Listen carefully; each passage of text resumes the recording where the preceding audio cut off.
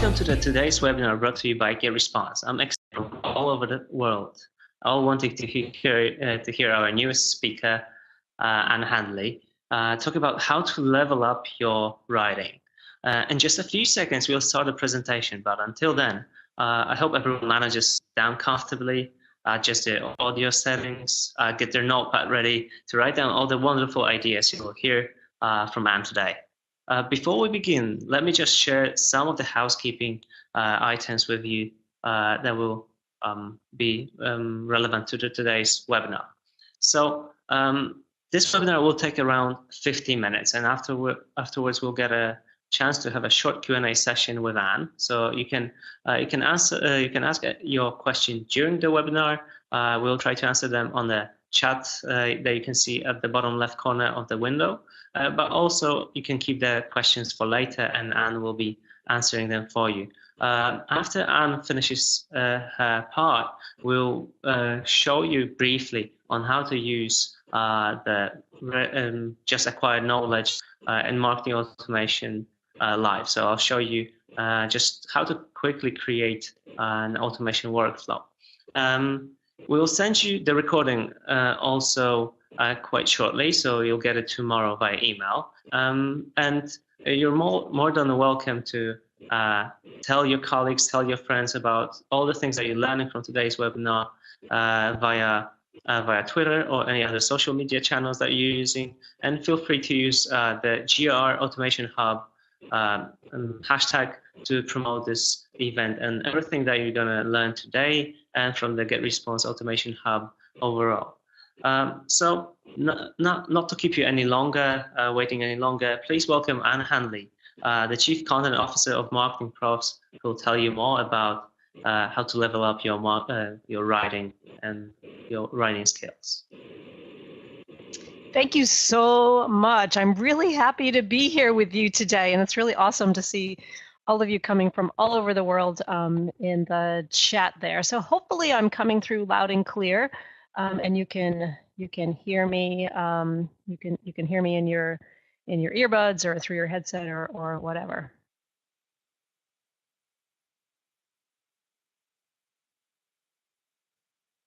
Okay, so let's jump right in here today.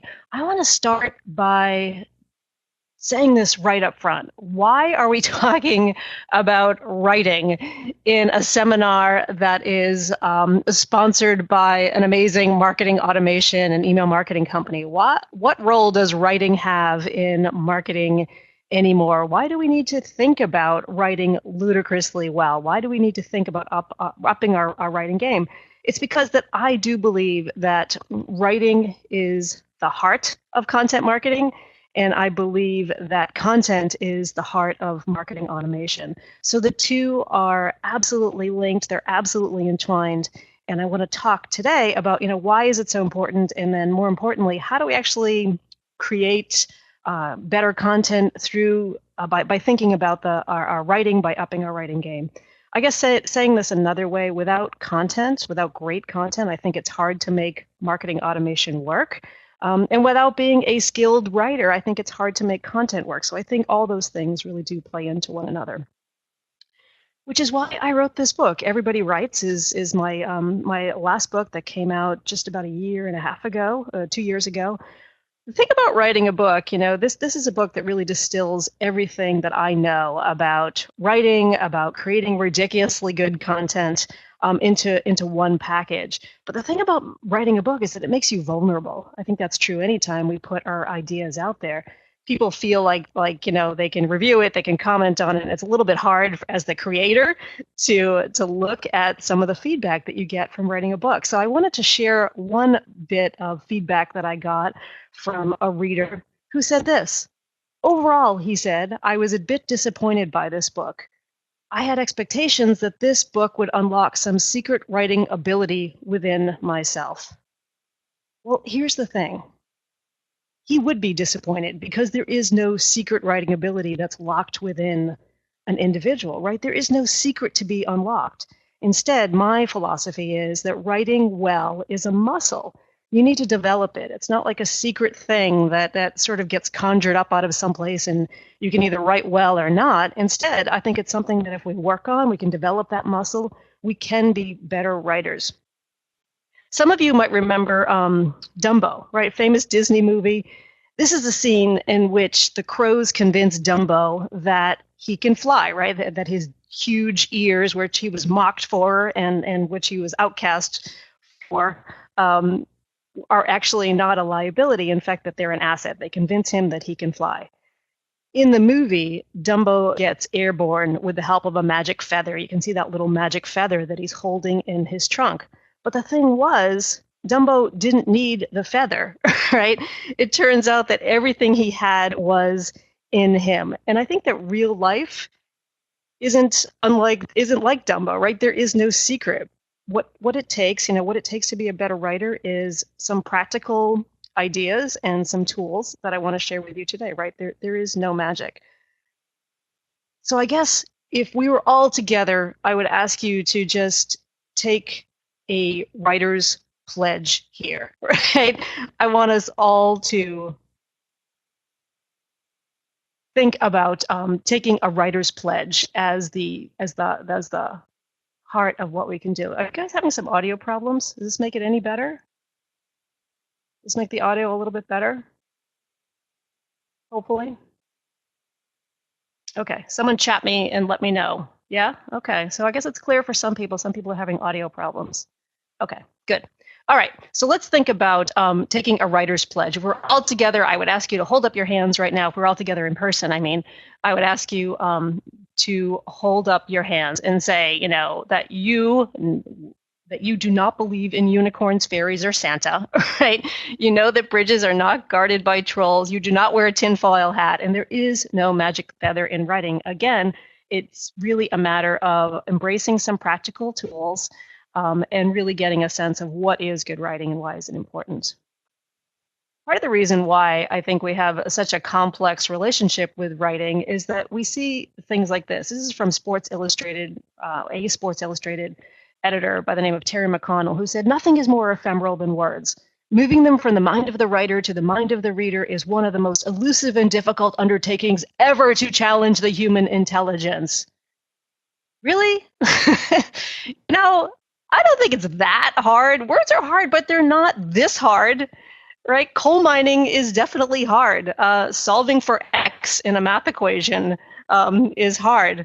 Navigating middle school is hard. Being a parent is hard. And yeah, I'm sorry, Eric, there is no Santa. I'm sorry if you're just finding this out now. I do believe that this is true, though, that writing is a process that's so mysterious and weird and fragile and confusing and specific as to be almost impossible for any writer to fully articulate, even to herself. This is by writer Danielle Dutton. I think this is absolutely true. And so part of what I'm going to be sharing today is some ideas about how to bring your writing up to a ludicrously spectacular level. But most of this is from my own perspective. So I'm going to share some tools that really work for me. And I hope that you'll be able to get some usefulness out of this too, right? I hope you'll be able to use these tools as well.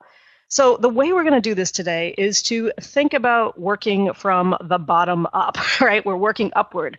We're going to talk about not writing. We're going to talk about the ugly first draft. We're going to talk about screw and do, and what does that mean? We're going to talk about the first line, and finally, we're going to talk about voice. So these are 5 things that I think are important to pay attention to. Things that you can work on, I think, to take your writing to that next level. So the first thing we're going to talk about now is not writing. The thing about writing is that the most important part of writing doesn't actually look like writing. What do I mean by that? I mean that it actually looks more like prep. It looks like research. It looks like thinking. So it looks like things like reading headlines in the checkout aisle, or it looks like daydreaming, or driving, or drawing, or taking a shower, or listening to music, or going to the movies. All of those things are where your ideas come from. Because the thing about writing is that there is no prescription to fill, right? The way a writer works is not the way that a pharmacist works. There is no prescription that we can just check off. I can't give you guys a template. So that's awesome, right? Because it's more creative. But at the same time, it's a little scary too, because what can I write about now? The difference between being creative and desperate is ideas, I think, right? Having a rich font to draw from. So this isn't the time to start thinking about writing. A lot of us have been in this situation where we suddenly will just see a blank page. We have content that we have to fulfill. Sorry, I'm going to shut off this phone. Sorry about that.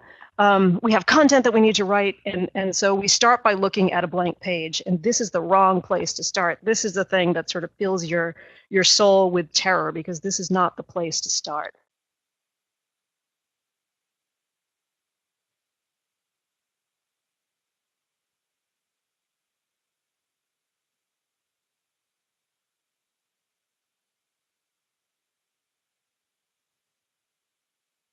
Instead, I think that this is the place to start, right? This is sort of how I think about writing, right? Half the work of anything that you write that is ultimately going to be great content starts with prep, with research. Then the next biggest chunk there, as we work counterclockwise, is editing, right? That's after you've done the writing, but that's the next biggest chunk. And then the writing piece is right at the top there. And then, of course, like a lot of writers, this is what I always struggle with. There's always that hour of despair where I'm researching another career because you just think, I can't do this anymore.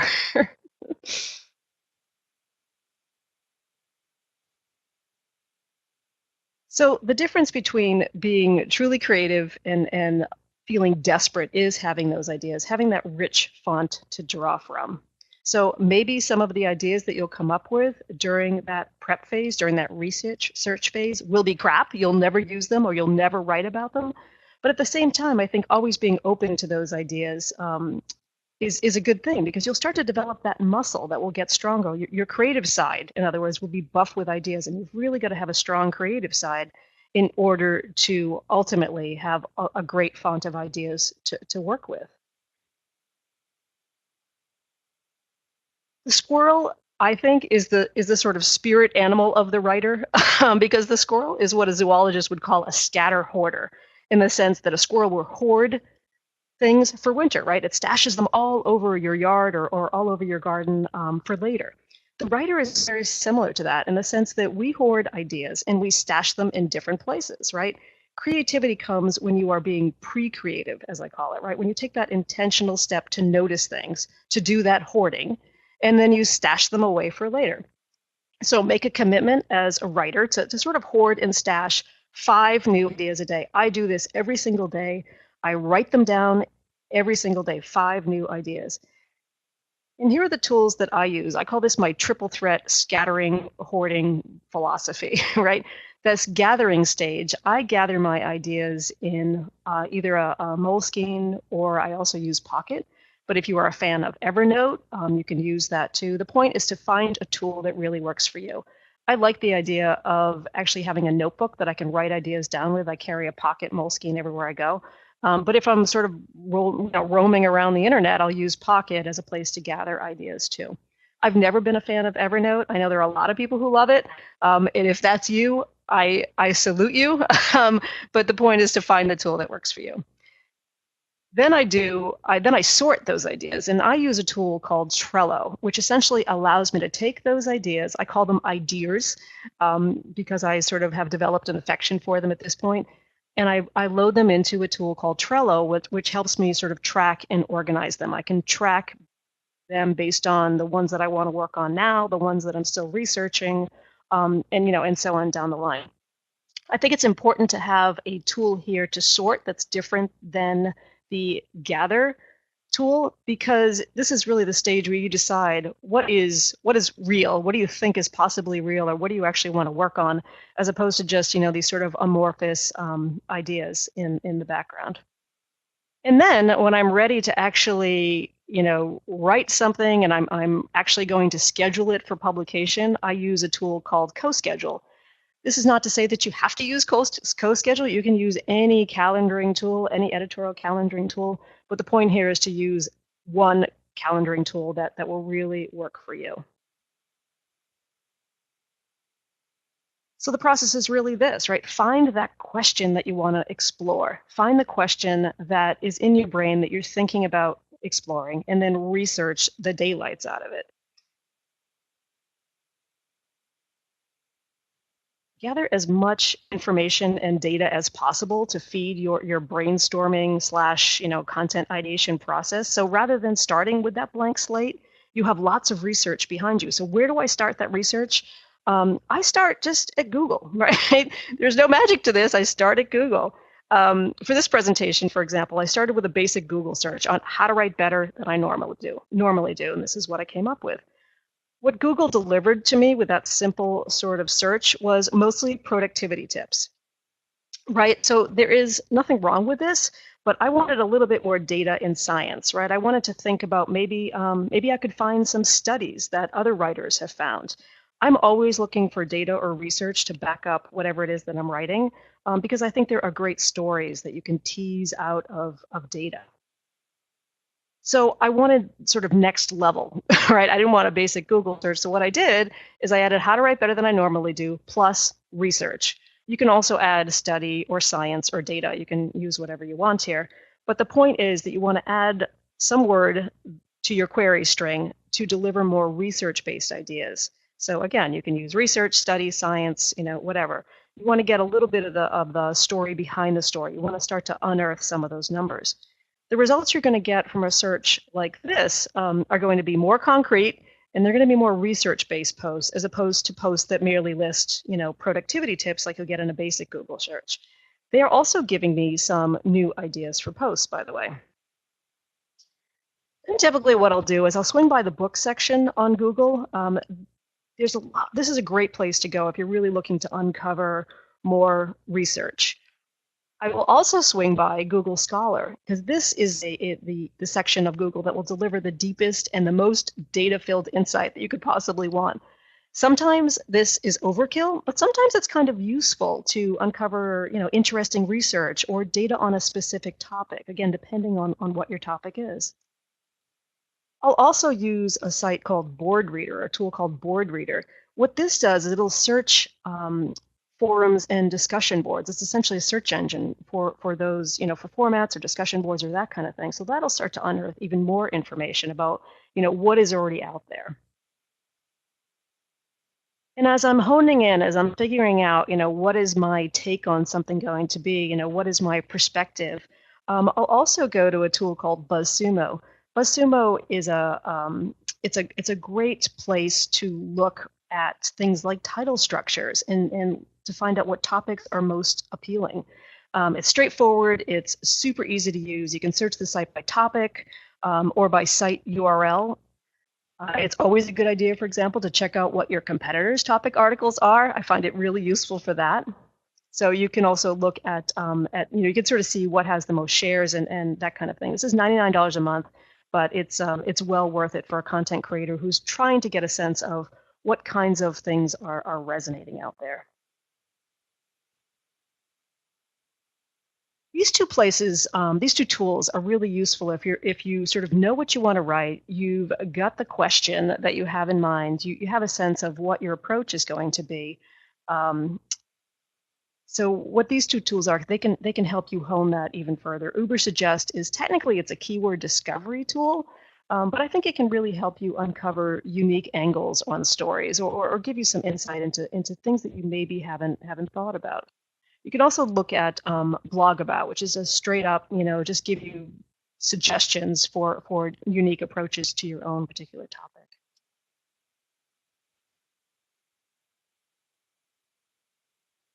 So back to our pledge for a second, I just want to reiterate, it's really important to not think about writing at the point where you have a blank page in front of you, or what you're going to write. I mean, when you have a blank page in front of you. Try to collect and hoard at least 5 ideas every day. I swear it will pay off. All right, our next section here is to talk about the ugly first draft. What do I mean by the ugly first draft? I mean that you can't write well without first writing spectacularly badly. I think as writers, we put too much pressure on ourselves right up front to actually write well. And so what I'm saying to you now is just let it go, right? Don't worry about whether you're writing well or not. The point is to just write.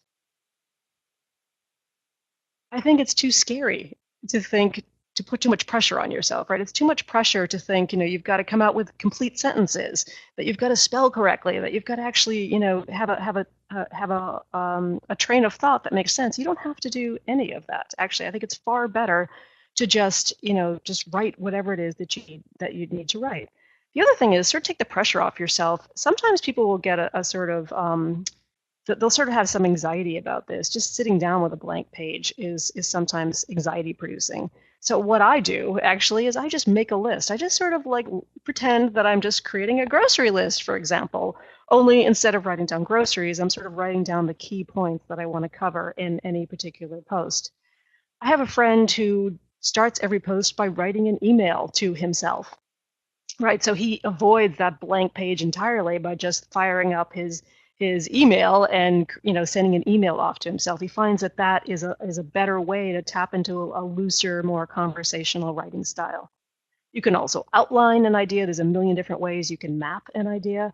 Or you can dictate your thoughts. You can just use your phone, or you can use any sort of recording device, and then have it transcribed through something like rev.com. It's rev.com. Super useful if you're the kind of person who can speak really well and more easily, but you find writing kind of difficult. I also think it's important to muzzle that inner critic, right?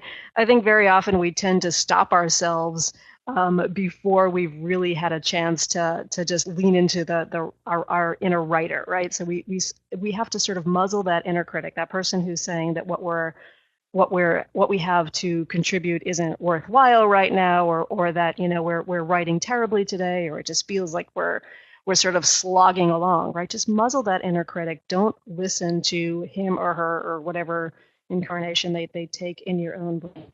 Distraction-free writing tools can be really useful for this. There's a tool that I discovered recently called ILYS. I'm not really sure what it stands for. I'm thinking I love you so is how I think about it. I don't actually know what it stands for.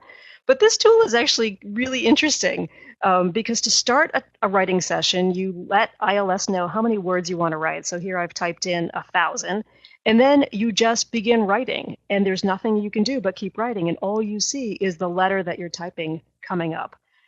So you can't go back, you can't delete, you can't reread anything, you can't edit anything until you've completed that word count that you plugged in at the start. And then when you have reached your goal, only then can you go back and edit your text in every way you want. So it's kind of crazy, but it forces your brain to just keep going. And it really does muzzle that inner critic in a really, really tangible way. All right, so back to the writer's pledge. Just remember, do not hit the backspace while you're writing. That's really the point of what I'm talking about here today. Don't stop yourself before you actually start. And then secondly, never go straight from writing to publishing. I think this is so important because I think we need to allow a post to sort of rest and ripen before we're going to get into any sort of self-editing stage. And there's a reason for that too. There's science will back me up here. There's a Soviet scientist by the name of Bluma Zygarnik who in 1927 founded this concept known in psychology as the Zygarnik effect. And the Zygarnik effect states that people remember uncompleted or uninterrupted tasks better than they remember completed tasks. So you need to let that field go fallow, so to speak. You need to let those ideas ripen overnight so you can go back to them with a renewed perspective. Now, it doesn't have to be overnight, of course, but the point is to go back to something later on. Just let it rest for a little while and then go back to it. Because if you do that well, I think you can open yourself up to the opposite of deja vu, right? You know, that sense of deja vu where you've already seen something? Vujade is the opposite of that, right? So you can go from deja vu to vujade. In other words, looking at something with a fresh perspective, with fresh eyes.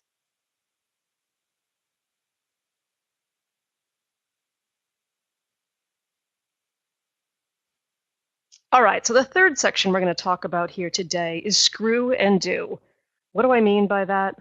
I think we need to find that screw, and then we also need to identify the do. So the screw is one key point that's easily accessed by the reader, and the do is the thing that we want our readers to do. often that screw is not obvious right away, right? The screw, as my friend Beth Dunn says, is the fixed point around which everything else turns. So it's the main point. You should have a single screw.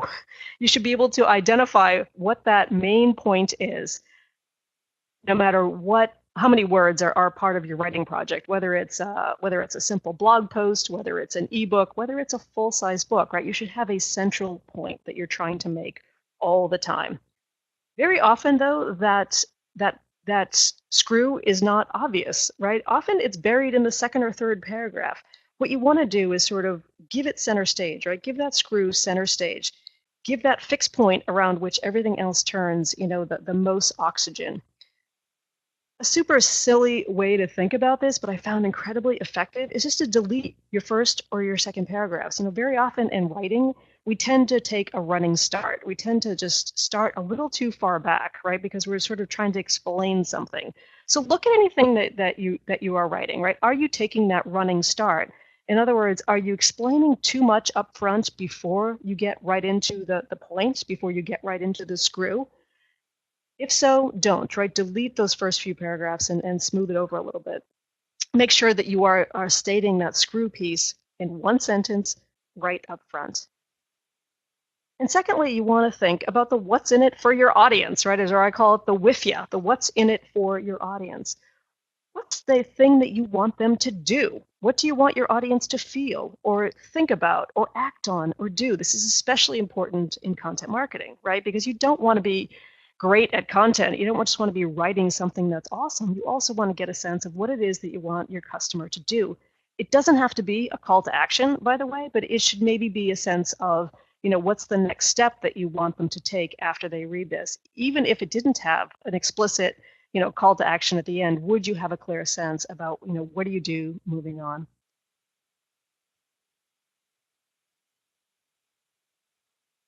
I think the key to great content, to great writing, is also what I call pathological empathy.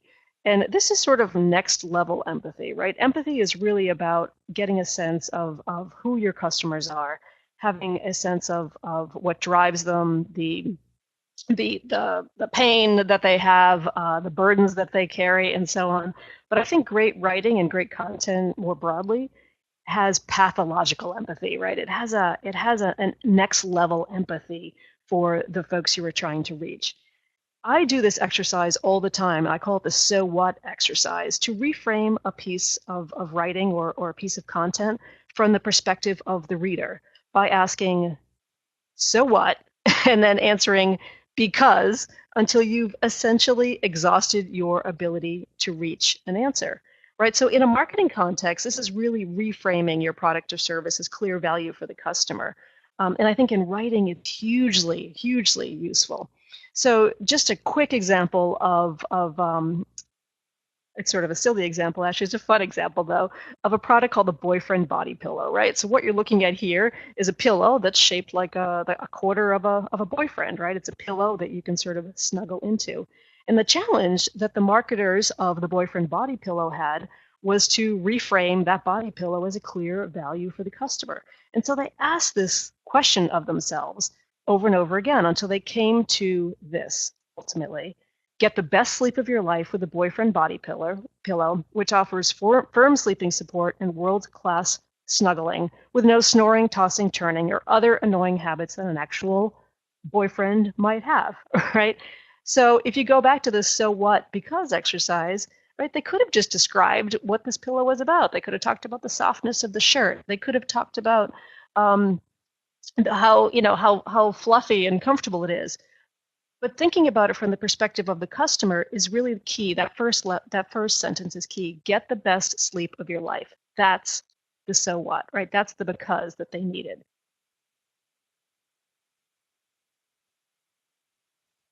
Sometimes it's hard as marketers because we are so close to our products and our services and the things that we're promoting. Sometimes it's hard to actually step outside of your own mindset, right? To get that sort of pathological empathy. So here's a tool that I think is really fun for that. It's called the Upgoer 5 Text Editor. If you just Google Upgoer 5 Text Editor, you'll come to it. And essentially what this does is it opens up a field that forces you to explain your thing, your product, your service, whatever, in the 1,000 most common words. So why is this so important? Because it's a really useful way of explaining to your audience, especially if you have a super technical product. And you're trying to explain it to an audience that maybe is not as technical as the engineers who created it or subject matter experts who you're interviewing. It's a really interesting way of sort of rejiggering your brain, right? Of forcing your brain to think about things slightly differently. So just a quick example of how it works. I tried to describe, or actually no, there's a scientist on here, I should say. It wasn't me who did this. It's a scientist who used the UpGoer 5 text editor to talk about evolution. Here's what she came to. Living things change into other living things very slowly. This happens because the living things are all a bit different. Some living things that are different are better at having babies than others, so more of their babies live to have babies of their own. Now, this is super straightforward, right? This is sort of elementary school straightforward. But at the same time, forcing your brain to not have the level of knowledge that it does, to sort of not have that curse of knowledge, I think can be a really, really useful thing as a writer.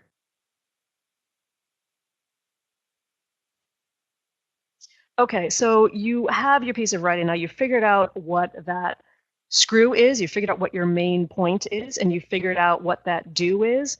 You have the piece written. Here's how I think about writing. I think about it in 3 different ways. First, I self-edit by chainsaw, I call it, right? So it's looking through to make sure that paragraphs are ordered correctly. Does a piece flow logically? Does it create momentum for the reader, or should I switch things around to sort of tell the story in a better, more logical way? So I call that editing by chainsaw. Second is to edit by surgical tools, right? Now you're getting into the finer pieces of a piece, right? You want to make each sentence earn its keep, and you want to make each word earn its keep. Things to think about is, are you repeating too much, right? Are you explaining too much, or are you not explaining enough? Very often, I've been editing marketers and business owners, entrepreneurs for 25 years. And the biggest mistake that I think most of them make is that they don't realize that the reader doesn't know what they know, and the reader isn't thinking what the writer is thinking, right? It sounds so subtle, but it's a mistake that I see all the time. And then finally, I self-edit for voice. Does this sound like me? Could it sound more like me? Does it sound like a real person with a specific point of view if you're writing for a brand? Really useful idea here is just to read it out loud, right? This is a great time to read it out loud and make sure that it sounds different. It sounds like you. I'm going to talk more about voice in a minute here. So our 4th writer's pledge is just to remember that we will have pathological empathy for the reader. Always think about your audience first. Always put their needs first. Now, you might notice that I've gone through a lot of talk about editing, and I've never talked about grammar, right? It's not that I don't think that grammar is important. I do think it is, but I think very often we equate good writing with good grammar. Like, I talk to people all the time who say, oh, I'm just not a good writer. And typically what they mean by that is that they don't know grammar very well. So I want you to just not even think about grammar. I think ultimately the grammar is more the editor's job than it is the writer's job. And hopefully you have an editor you work with on a regular basis. If you don't, I can suggest a couple of options here. One is Hemingway app, which is something that I use all the time before I actually send anything I write to an actual human editor who I work with all the time too. I'll run a piece through Hemingway app, and it's really useful just for giving you that first pass. But if you don't have access to an editor, it could function at least as something outside of yourself, right? After you've done the self-edit, run it through Hemingway app. There's another app that's not on here called Grammarly, which I've used from time to time. It's Grammarly, very similar to Hemingway app, so I use them sort of interchangeably. Or you can use an actual human. If you don't know a human editor, there's a site called wordy.com, which can pair you with an actual human being to edit your stuff. I think it's a little expensive to use on a regular basis, but as a stopgap, it can be pretty useful. I would caution you to not use spell check as an editor. Don't think that spell check is going to be sufficient, because it's just not. So, funny example here, you read that second sentence, this article was well organized with clear cat orgies, right? Only the cats would be into that, right? Only the cats would be into cat orgies. So don't use spell check as the only tool that you use for editing. Okay, let's talk about the first line here. The first line is so important. And why is it so important? Because it's really the piece it's the piece of your content, the piece of your writing that will set the tone for what's to come. And it also hook your reader into wanting to know more. It's next to the headline. I think it's the most important piece of writing. So spend the necessary time on it. Spend the time coming up with a great first line. This is so true, sadly, but your readers really are looking for reasons not to read, right? So don't give them that. Instead, think about a compelling opening. I like to do, this is sort of a couple of suggestions for things that I do all the time. One, right up front, I'll put my reader into the story. Secondly, you could sort of set up a problem. Third is to set the stage with a curious point of view. You could also ask a question. It's also effective to quote a crazy bit of data that makes the reader go, wait a sec, that can't possibly be true. Or tell a story or a personal anecdote, I think, is another great way to introduce a writer or a reader to what it is that you're writing, your piece of writing. So here's an example of setting up a problem. This is from my friend Michael Brenner's Marketing Insider blog. A post on his site opened this way: lead forms are like eyebrows. You pay attention only if they look really good or really bad. And when you think about that, that's actually true, right? Second is you could ask a question. This is from a piece that I wrote about Snapchat investing in a magazine. A messaging app investing in writing is a little baffling and weird, isn't it? In fact, yes, it is. Or from my friend Doug Kessler at the agency Velocity in the UK. He sets the stage with a sort of curious point of view. As a precious creative snowflake, I should probably be shitting myself about the rise of marketing operation and the supremacy of data. But it's curious, right? Well, why isn't he? It sort of compels you to keep reading.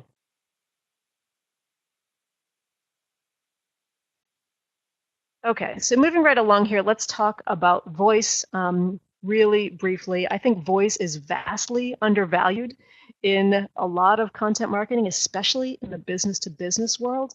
So what does voice mean? Voice is how we hear the words. Like as we're reading them, we're reading in silence, but we hear the words in our head. That is voice. So more specifically, how do I think about this? I think voice defines three things. It's who you are as a brand, especially, or as a company, especially if you are creating content as a marketer. Secondly, it's why you do what you do. And third, it's what you are like to deal with, right? So I think it incorporates all of these three things. So this is Spiceworks. Spiceworks is a community that brings together IT people along with marketers. Here's how they describe themselves. IT pros get answers, even a few laughs from fellow IT pros, and get info from vendors. It all happens in a handy place, a place with a soul, where IT pros trust the marketers they meet, and then marketers approach IT pros like people, not leads. So remember what I shared with you a few minutes ago, right? Who you are, why you do what you do, and what you are like to deal with. It's all here, right? Who are they? They're stating it right up front, that they'll get answers and a few laughs from fellow IT pros. Why do they do it? It's because they want to create a place where IT pros trust the marketers they meet, right? So that's why they do what they do. And then what are they like to deal with? They take a very human approach to their communications. So marketers approach IT pros like people, not leads, right? That's all their voice, essentially. Voice is not just copywriting, right? Instead, it's more than that. It's essentially how you do the work, right? I always challenge myself with this. If the label falls off, Do you know it's yours, or do you sound like everybody else? So look at your content, or look at your blog posts, or your white papers, or any written piece of content. If the label fell off, for example, if you were to cover up the logo on your particular piece of writing, on that piece of content, would you know it's yours? Do you recognize you? This is a really powerful exercise, by the way, to do with your executive team or your CEO or your client if they are doubting the, the value of coming up with a unique voice. Because very often, in a company that hasn't thought about their voice in the past, very often they do sound just like everybody else.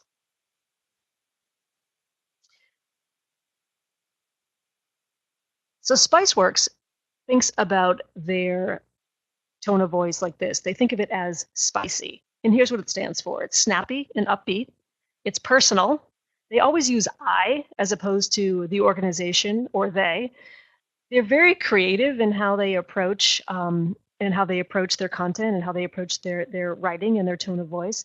And again, they're always talking to you, the individual, right? They're not talking to the company or the organization. They're using I and you and we. So you might be thinking, well, that's not us. We're not spicy like that, or we're not even, fun or creative or oddball or flippy or any of those things, right? I'm not saying you have to be that, but I'm asking you to think about the attributes that do best define you. I think of it as kind of a marketing Mad Lib, if you know that kids book where you can go through and fill the blank spaces in to, put in nouns and adjectives and adverbs and verbs to tell a story. The marketing Mad Lib, though, asks you to think about 3 attributes, the 3 adjectives that best describe you. My friends at Uberflip did this. Uberflip is a content marketing platform. They went through this exercise and came up with these 3 things to describe themselves. They are cheeky, they are accessible, and they are progressive, here is how they think about it. Then they did something that I love. They took it to the next level and wrote about each characteristic. They defined each characteristic, described it. So cheeky means that we have a personality and we're not afraid to show it. And then how do they achieve that? How do they actually achieve cheeky? That means that they use humor, they use a casual way of writing, and they remain personable. So they went through with each one of these, and then they took the whole thing and they put it online in their Uberflip brand and style guide. If you want to dig into this a little bit more, maybe use it as a model for your own tone of voice guide, you can go to styleguide.uberflip.com and you can see it there in its glory. I particularly love this. They call it Uberflippanese. So what this includes is the sort of jargon or the glossary of words that they use frequently that are sort of jargony in more broadly. But at the same time, they sort of signal to their audience that they understand their challenges, they understand their problems. Why do I think this is important? Because I think that jargon is something that we think that we need to take a hard line against. Like, no, we can't ever use jargon, we can't ever use buzzwords. But I don't think that's the case. I think that actually jargon and buzzwords are like cholesterol, right? There's a good kind and there's a bad kind. And so I think if you define the words that signal us as an insider, that's the good kind, and then let go of everything else. And by the way, I really love that Uberflip put this online in its brand and style guide for a couple of reasons. One, because it makes them accountable. So everything that they write is they can judge it against what they are putting out there publicly. So it makes them accountable to themselves as well as to their audience. And it also makes it really accessible. So if you have a lot of people who are creating content for your own organization, a lot of people who are writing, it allows them to access it in a way that's really clear and just available. You can convey voice through all of these things. The tone that I just talked about, your word choice, short, punchy words as opposed to longer words. Sentence and paragraph length is something to think about when you're thinking about your tone of voice. Using analogy, and then also just how accessible something feels. There's a lot of tools that can help you figure out how accessible something is. If you use Word to write, for example, baked into that is something called the Fleisch-Kincaid reader. And you can click on it and figure out at what level, is your particular piece of writing. Is it at 8th grade level or is it postgraduate level? So depending on your brand and your defined tone of voice and your audience and so on, you can figure out how accessible is this to our audience. So Truffle Pig is another company who I think does a really great job with their tone of voice. What Truffle Pig does is they are a travel company who has excursions for groups of people. Here's a site. Here's some of their commonly asked questions. This is their FAQ page. On this page, it says, "Can I just plan the trip myself?" And here's how Truffle Pig answers that. In theory, anyone can plan any trip, just as anyone can build their own house or fix their own car. It's not neuroscience, but planning takes know-how, experience, context, and a lot of time, right? So, they're a little snarky in here. They're saying, well, in theory, anybody can. It's not, it's not rocket science, but, here's the deal. So they're sort of slightly, I don't know, slightly uppity, right? A little bit.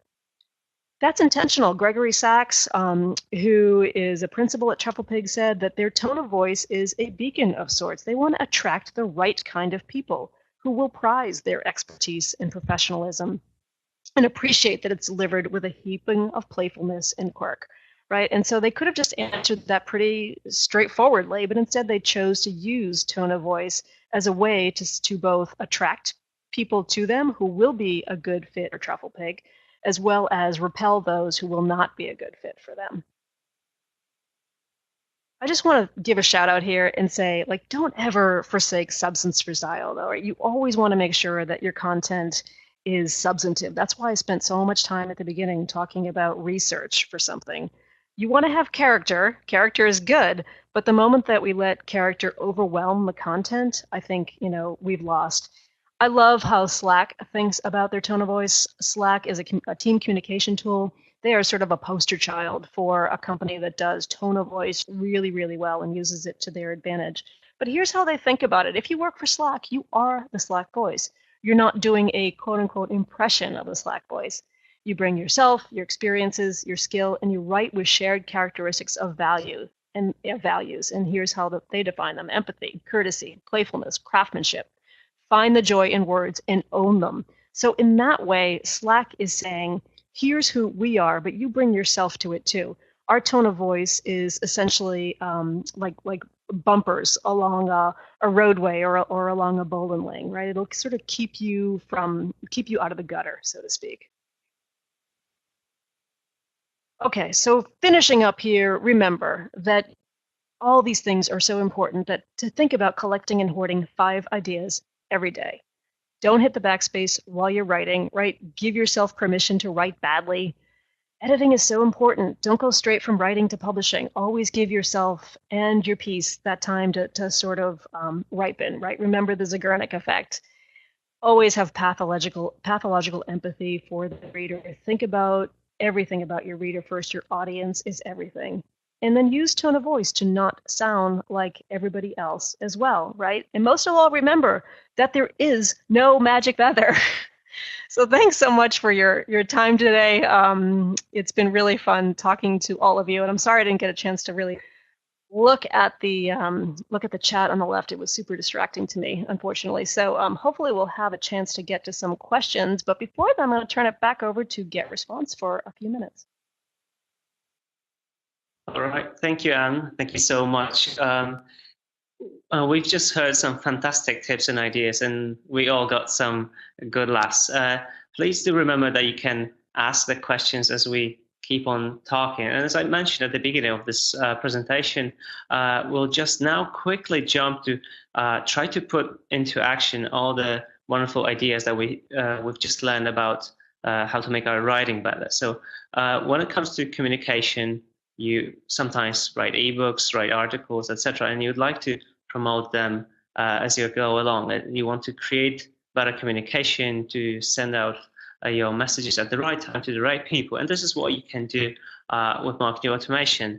And so just to briefly tell you what marketing automation is, in essence, it is a system that allows you to contact your audience, create their communication experience better, because you put together conditions, actions, and filters, so you can decide on when your audience will get a particular types of messages and what type of messages they will get and when will it happen. So every single user that you have might get a different type of communication at different times based on how you come up with your communication workflows. And just to give you a brief idea on how you could use it, just imagine that, for example, you have a website where you can sign up for a free trial, but you can also have a paid account, or you have different types of paid accounts, like with GetResponse. So what you could do is get on board your users and mark the moment when someone signs up, but look at the websites that the person is going to check out. If they're checking out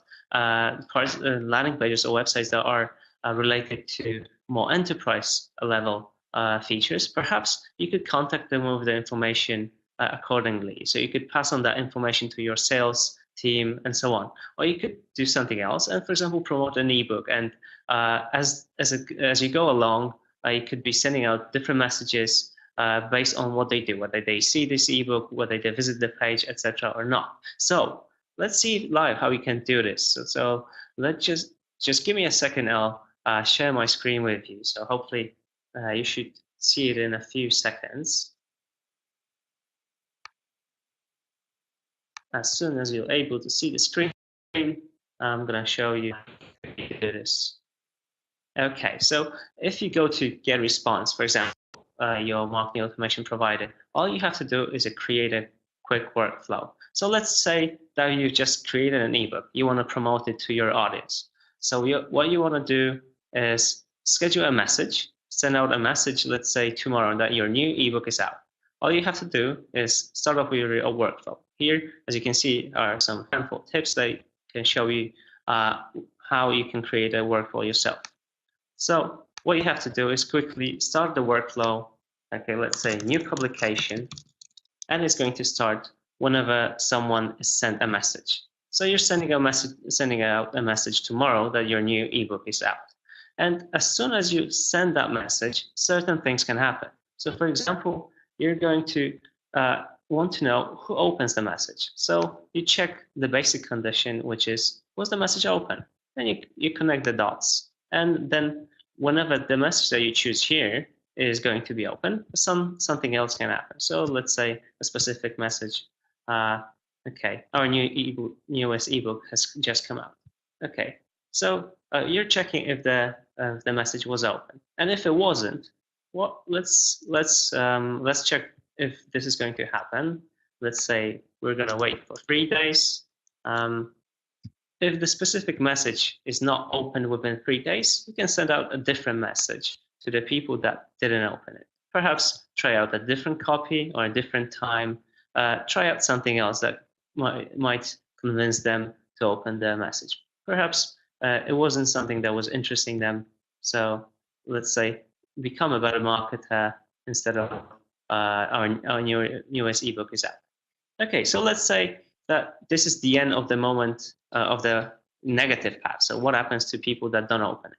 Well, of course, you could add them a tag after a few days. If they don't open a message, it seems that they're not interested in your newest ebook or the ebook subject.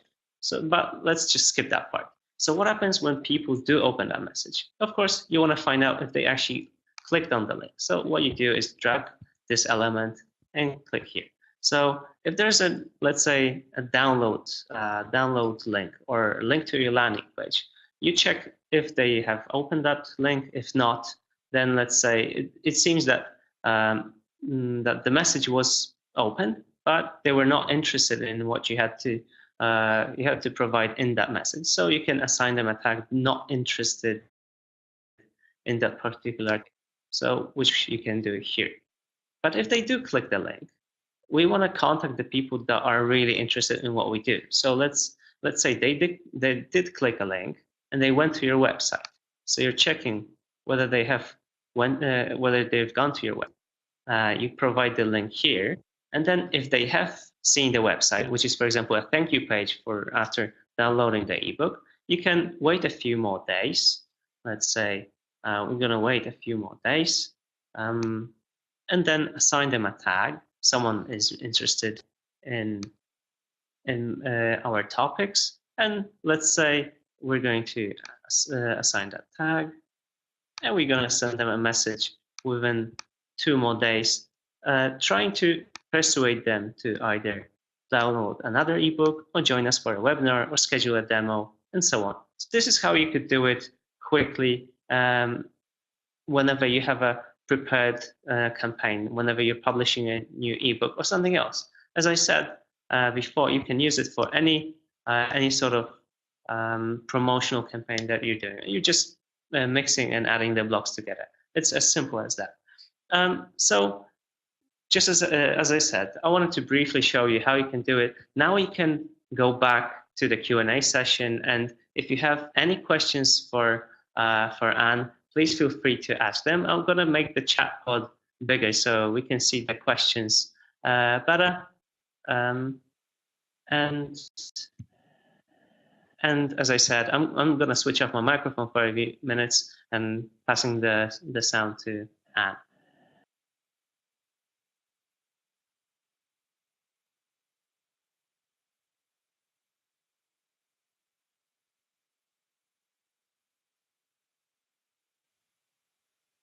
Do feel free to ask the questions. I can see that some of the questions are related to GetResponse platform. Of course, we'll try to answer them on a chat, but since we have Anna here, she's an expert on marketing, on copywriting, on writing. So this is your chance to ask her any questions to writing towards becoming a better marketer. So feel free to ask the questions right now.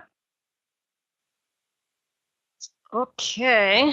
All right. Thank you. All right. I'll do my best here to try to answer a few of these. Let me see. So Imran is asking, how should he structure blogs before you write them?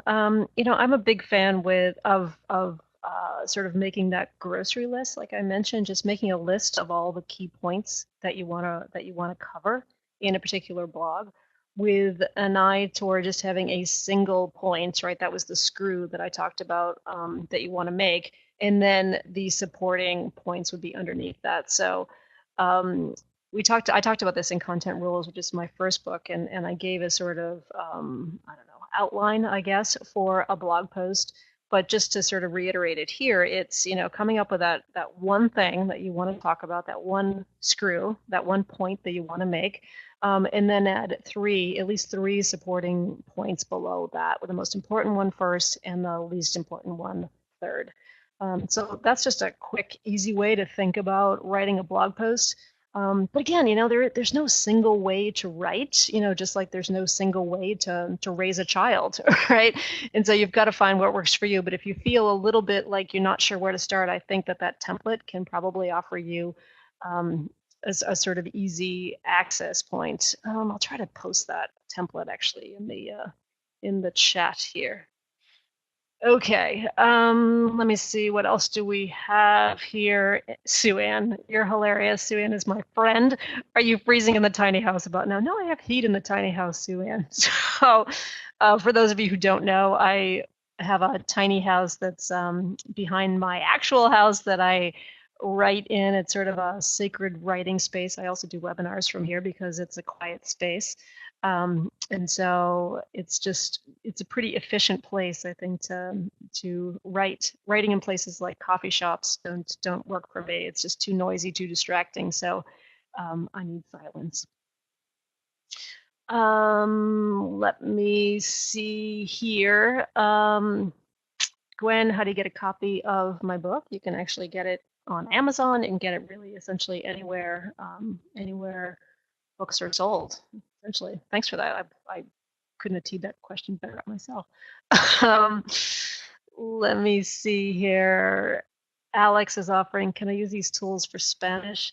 That's a good question. I don't know about that. I'm not sure. I mean, certainly some of them I would expect yes, but I don't know. I guess you would just have to experiment and figure out if it works for you. I don't have a clean answer to that. Sorry, since I don't write in Spanish.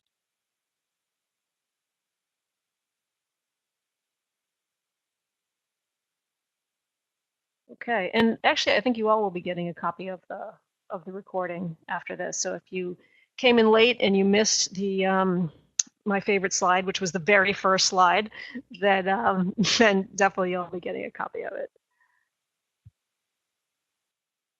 So, All right. Yeah, everyone will be getting a copy. So I can see that no more questions are coming up. In case you do have any questions, I'm gonna go back to the slide view so you can see Anne Hanley's details, and you can always reach out to us as well. You can check out our blog.getresponse.com. And thank you, Anne. It was wonderful having you here, and I've learned a lot myself, and I'm going to use all that information in my newest articles or ebooks, and I'm sure everyone has learned a lot and they've enjoyed this presentation. So thank you for coming here, and all of you, thank you for joining us, whether it's early or late for this webinar.